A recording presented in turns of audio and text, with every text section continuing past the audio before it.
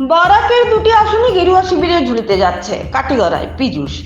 বরাকের দুটি আসনই ঢুকবে গেরুয়া শিবিরের ঝুলিতে। বৃহস্পতিবার সাংসদ নির্বাচনের প্রথম নির্বাচনী জনসভায় যোগ দিয়ে এমনই দৃঢ় প্রত্যয় ব্যক্ত করেন রাজ্যের দাপুটে মন্ত্রী পীযূষ হাজারিকা। মন্ত্রী হাজারিকা শিলচর লোকসভা আসনের বিজেপি মনোনীত প্রার্থী পরিমল শুক্লবৈদ্যকে প্রশংসার বন্যায় ভাসান। জানান পরিমল বাবু পাঁচবার ধলাই বিধানসভা সমষ্টি থেকে বিধায়ক নির্বাচিত হয়েছেন, মন্ত্রী হয়েছেন দুবার। তার মন্ত্রিত্বকালে দেধার উন্নয়ন হয়েছে গোটা আসামে। তিনি নিঃসন্দেহে একজন কাজের লোক।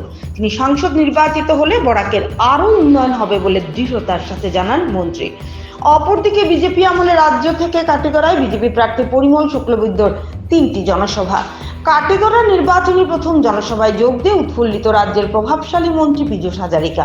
বরাকের দুটি আসনে প্রধানমন্ত্রী নরেন্দ্র মোদীর শাসনকালে রাজ্য থেকে কেন্দ্রে দেধার উন্নয়ন হয়েছে। স্বাস্থ্যক্ষেত্রে আমূল পরিবর্তন হয়েছে আসামে। কংগ্রেস আমলে যেখানে 6টি মেডিকেল কলেজ ছিল, সেখানে মুখ্যমন্ত্রী হিমন্ত বিশ্ব শর্মার নেতৃত্বে রাজ্যে আরো 18টি মেডিকেল কলেজ হয়েছে একটি এইমস হাসপাতালও। কংগ্রেস আমলে যেখানে চিকিৎসকের অভাবে রাজ্যের মানুষ চিকিৎসক পরিষেবা থেকে বঞ্চিত হতেন, এই সরকারের আমলে দেধার চিকিৎসক নিয়োগ হয়েছে। ফলে এখন চিকিৎসালয় বা চিকিৎসকের অভাবে কারো মৃত্যু হবে না।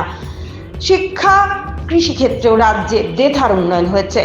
শিক্ষার প্রসার ঘটাতে ছাত্রছাত্রীদের ভর্তি ফ্রি মুকুব করে দেওয়া হয়েছে। বিনামূল্যে সাইকেল, স্কুটি ইত্যাদি দিচ্ছে সরকার। যোগাযোগ ব্যবস্থারও অভূতপূর্ব উন্নয়ন হয়েছে বলে দাবি মন্ত্রী পীযূষের।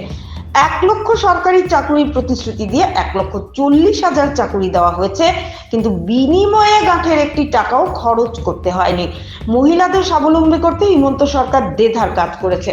মাইক্রো ফাইন্যান্সের টাকা মুকুব করে দিয়েছে। অরুণোদয় প্রকল্পের মাধ্যমে 1250 টাকা দিচ্ছে প্রতি মাসে। এক কথায় মোদী সরকারের আমলে দেধার উন্নয়ন হয়েছে। তাই আরো উন্নয়নের লক্ষ্যে মোদীজির হাত শক্ত করতে পরিমল শুক্লবৈদ্যকে দিল্লি পাঠানোর আর্জি জানান মন্ত্রী এদিন কাটিগড়ার আমতলা, কুশিয়ারকুল, বিহারায় নির্বাচনী সভায় অংশ নেন।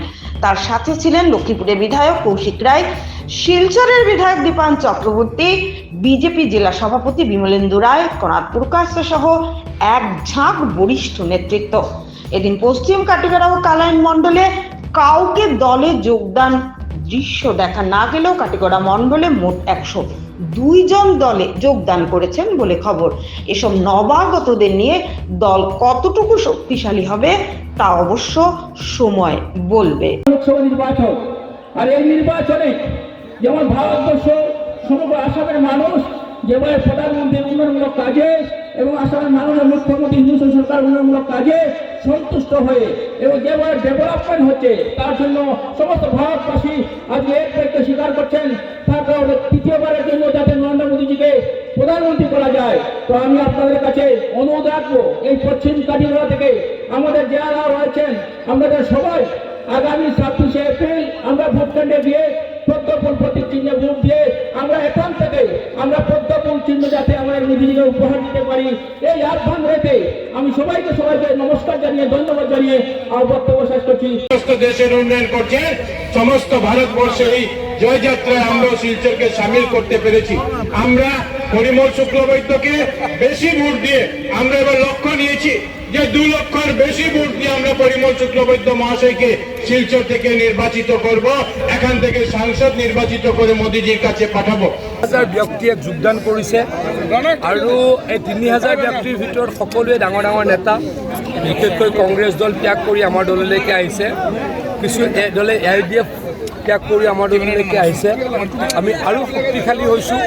বৰাক ভেলীৰ 2টা সমষ্টিতে জিকিম বুলি আমি দৃঢ় বিশ্বাসী হৈছোঁ।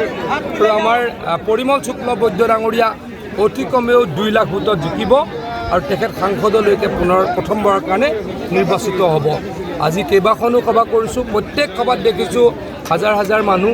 তাৰ উপৰিও যথেষ্ট ব্যক্তিয়ে, মই আকৌ কৈছোঁ, যোৱাকালিৰ পৰা এতিয়ালৈকে প্ৰায় 3000 যোগ্য ব্যক্তিয়ে বিজেপি দলত যোগদান কৰিছে।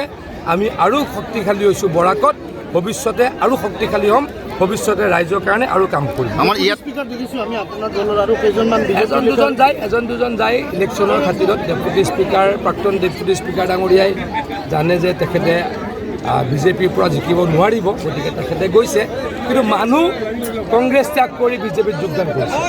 আপোনালোকে হয়তো খবৰটো পাই আছে, কালি কৰিমগঞ্জত, আজি ৰাতিপুৱা হাইলাকান্দিত, এতিয়া কাটিগড়াত হাজাৰ হাজাৰ মানুহে যোগদান কৰিছে। মই আকৌ কৈছোঁ, কালিৰ পৰা এতিয়ালৈকে প্ৰায় 3000 মানুহ যোগদান কৰিছোঁ, যিসকল অতি যোগ্য মানুহ দেখিলেই গম পোৱা যায়। যিসকল যোগ্য মানুহ দেখিলেই গম পোৱা যায়, এই ব্যক্তিসকলৰ যোগদানে আৰু আমাক শক্তিশালী কৰিছে।